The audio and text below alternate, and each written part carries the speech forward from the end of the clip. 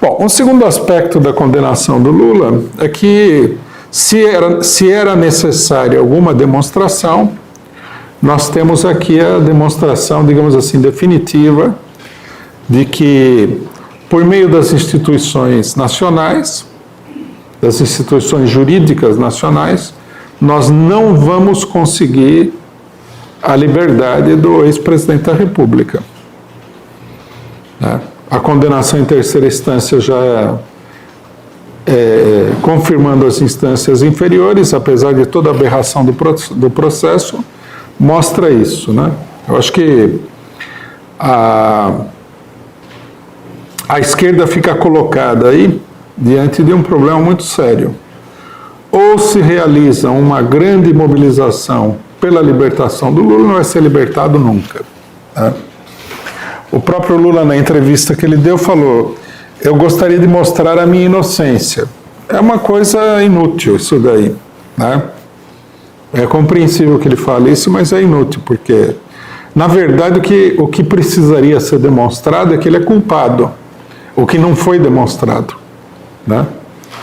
E agora, como é que ficaria a situação dele? Ele vai ter que demonstrar que, apesar dos outros não terem demonstrado que ele é culpado, ele é inocente.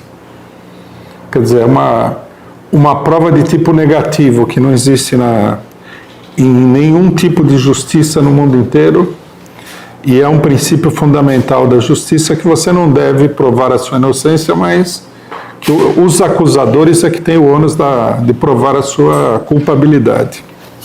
Então, se a gente for esperar que a inocência seja provada, nós vamos ficar aqui até o dia de São Nunca, né? Não vamos provar nada, porque é muito difícil de provar que você não cometeu um crime, né? E a coisa vai ficar assim. O Brasil vai continuar afundando numa política cada vez mais ditatorial, né? Os ataques contra o Lula já estão se manifestando como ataques gerais contra a esquerda, contra as organizações sindicais, né? Por exemplo, enquanto muita gente discute aí o problema como se deve fazer com o regime, com o governo Bolsonaro, ele desfechou um ataque violentíssimo contra todas as organizações sindicais e populares, né? Procurando cortar totalmente, né, a verba que é recebida pelos sindicatos, que são as maiores organizações populares do país. Isso daí tem passado assim com muito pouco protesto. Os sindicalistas parece que eles foram narcotizados, aí estão dormindo, né, sob o efeito de narcóticos, ninguém fala nada, mas a situação é extremamente grave. No que diz respeito à luta do campo, os assassinatos se multiplicam. O próprio presidente da República vem a público, né, estimular o assassinato dos sem terra, né? Ele declarou recentemente que o número de ocupações de terra diminuiu porque os fazendeiros agora estão armados, que é mentira, porque os fazendeiros nunca deixaram de estar armados na história do Brasil, desde que existe fazendeiro no Brasil. Mas a declaração dele é meio que uma permissão dada pelo próprio presidente da República para o assassinato dos militantes do Sem Terra, muitos dos quais foram assassinados nos seus próprios assentamentos. Quando o governo Bolsonaro, quando ficou claro que o Bolsonaro ia ganhar as eleições, e até antes, quando ficou claro o estabelecimento do golpe de Estado, nós assinalamos que uma das primeiras e principais vítimas do golpe seriam os trabalhadores da terra.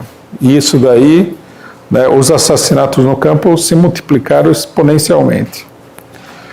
Também a mesma coisa está acontecendo com a população da periferia. Muita gente, a gente vê aí nas redes sociais, muita gente falando assim: o povo não reage e tal. Uma coisa que as pessoas têm que entender é que a população brasileira, população pobre brasileira, mas a população em geral também, ela vive sob um reinado de terror. Né? Na periferia, a matança é indiscriminada. Nós vimos aí os acontecimentos. Isso produz um efeito político. Não é uma coisa que está desvinculada da situação política. O pessoal fala assim, a direita, né? A extrema-direita fala, precisa matar os bandidos, mas quando você mata indiscriminadamente na periferia, você não está matando bandido, seja lá o que isso signifique, né? Você está semeando o terror entre a população pobre. Porque, na realidade, não há nenhuma matança seletiva, o que em si já seria um absurdo, mas, né, o que há é um massacre generalizado que infunde, que cria um clima de terror entre a população.